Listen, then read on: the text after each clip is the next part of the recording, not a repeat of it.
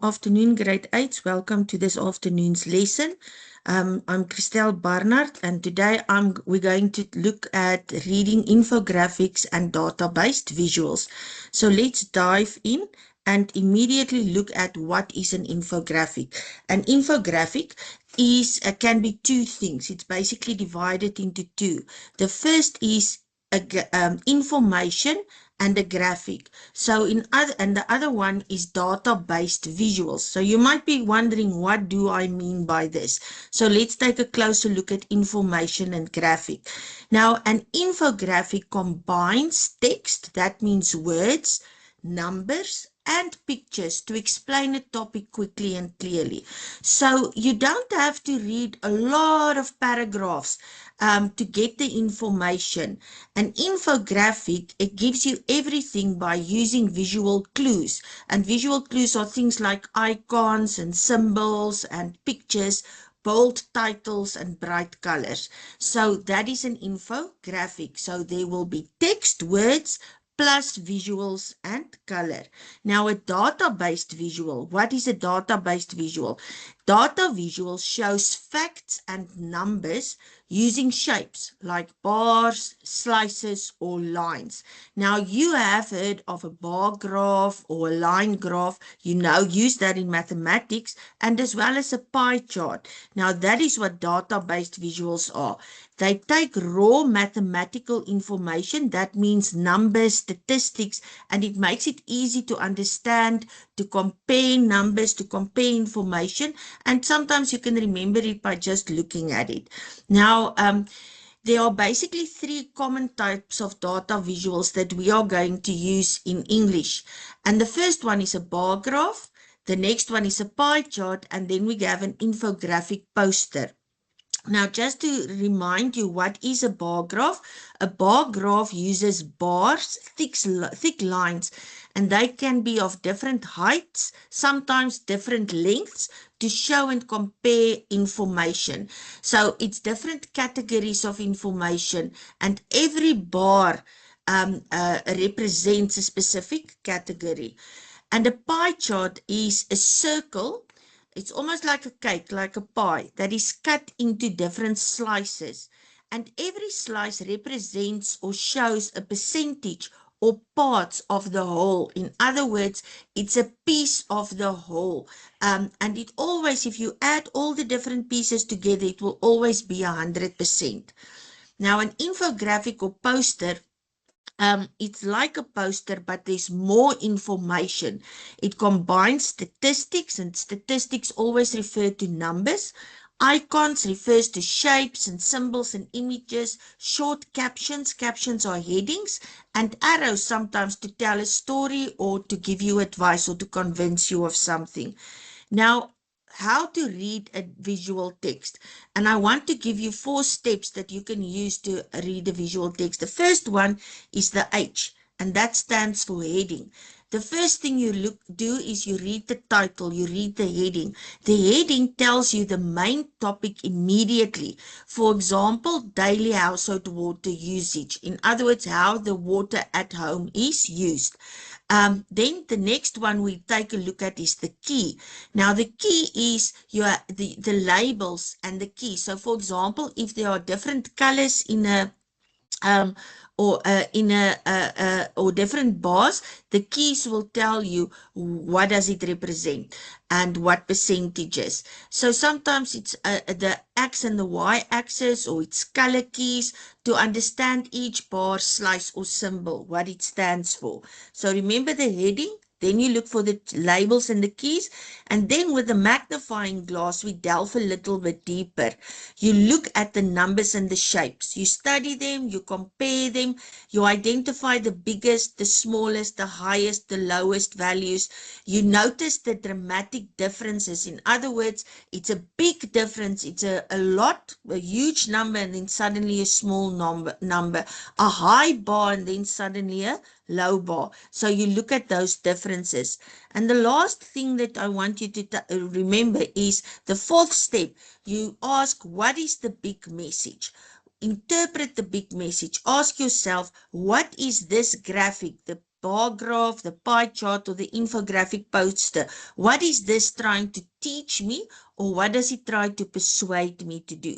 So these are the 4 steps that we're going to implement, apply now to show you how to read a visual text.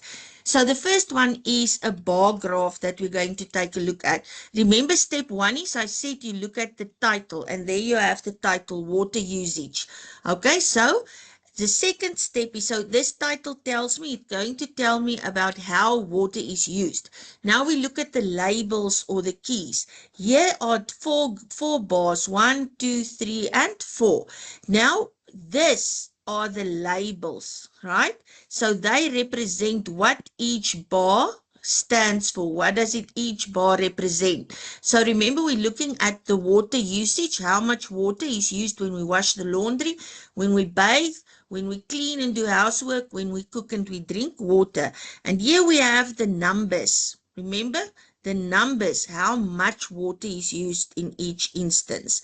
So if I study, now I delve deeper and I compare the numbers, I can see it's a lot, and then it decreases up until it's only a little bit, 15 liters.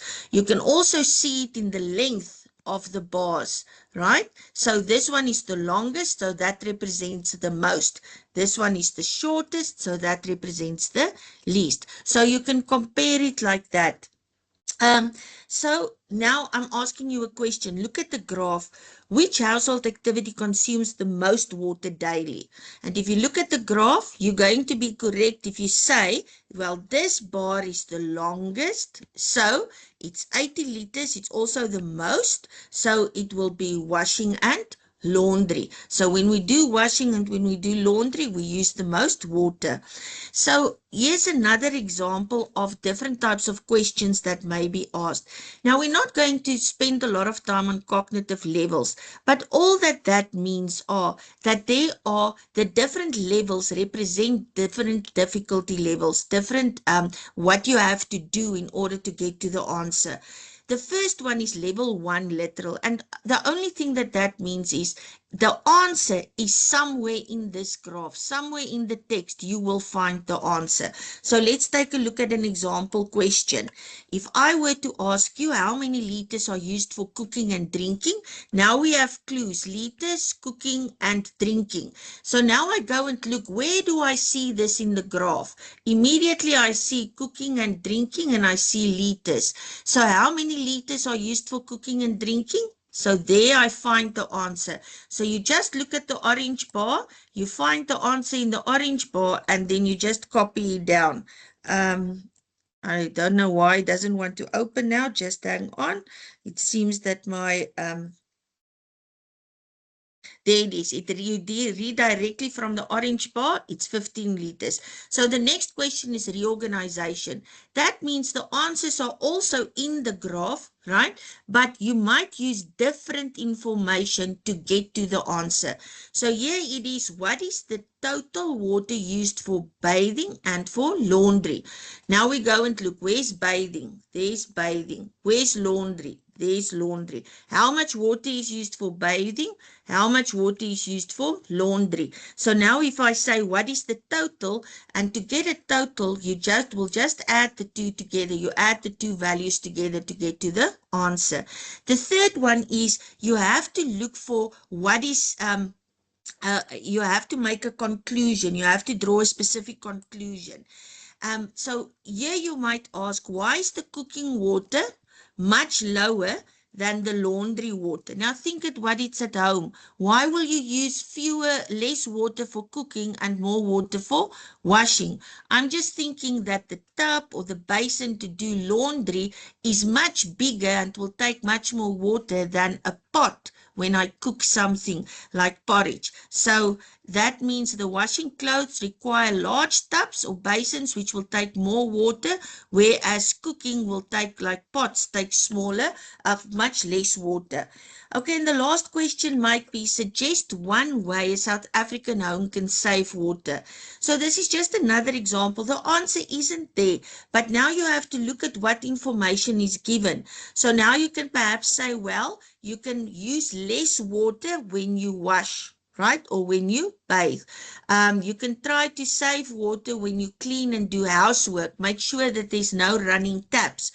Or you can say that this laundry water, if I have a vegetable garden outside, after I've washed the laundry, I can take this soapy water and I can pour it over in the vegetable garden to water the plants. So that is one way to save water.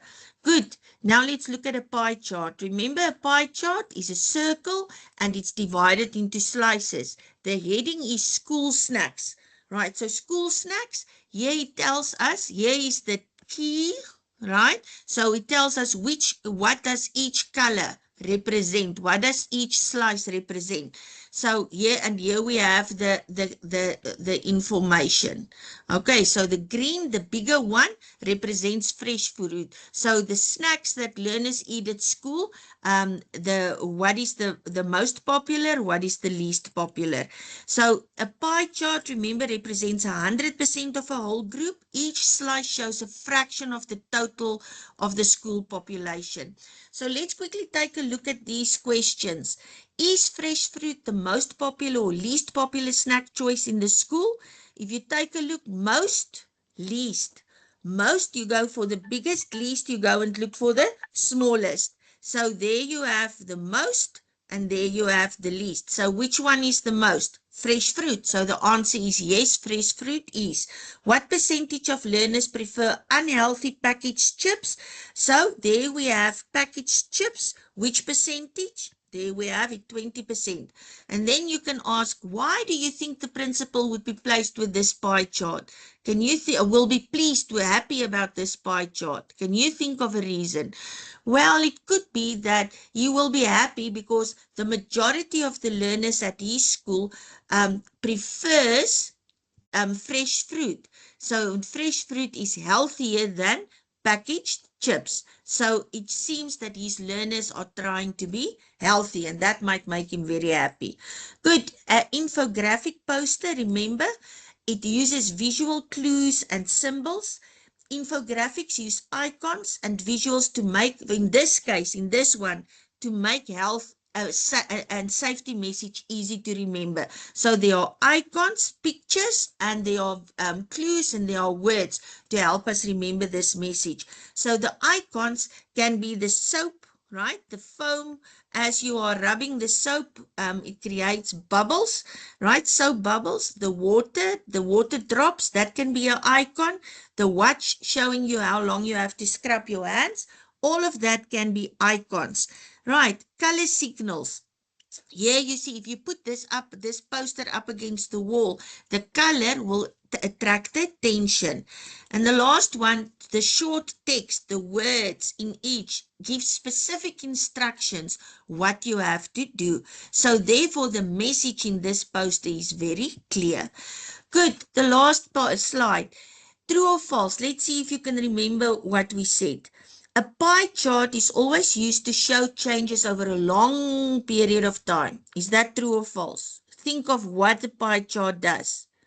No, that answer is false. Why? Because a pie chart shows us pieces of a whole, parts of a whole, percentages, smaller percentages of the bigger, 100%. Where do you look first?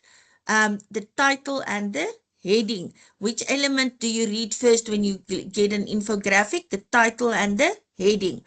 And the purpose, why do designers use bright colors and icons in visual texts? Can you remember why would they use that? That is to attract attention or to perhaps emphasize or highlight important information. Well, grade 8, that brings us to the end of today's lesson. Great job. I hope that you will remember this, and I'm sure that this will help you when you see visual literacy in texts and exams. Remember the golden rule. First, look at the title, then you look at the labels, then you compare the numbers, and then you think of what is the message, what is the big message of this visual text. Thank you for joining me today, and I hope that you enjoy the rest of your afternoon.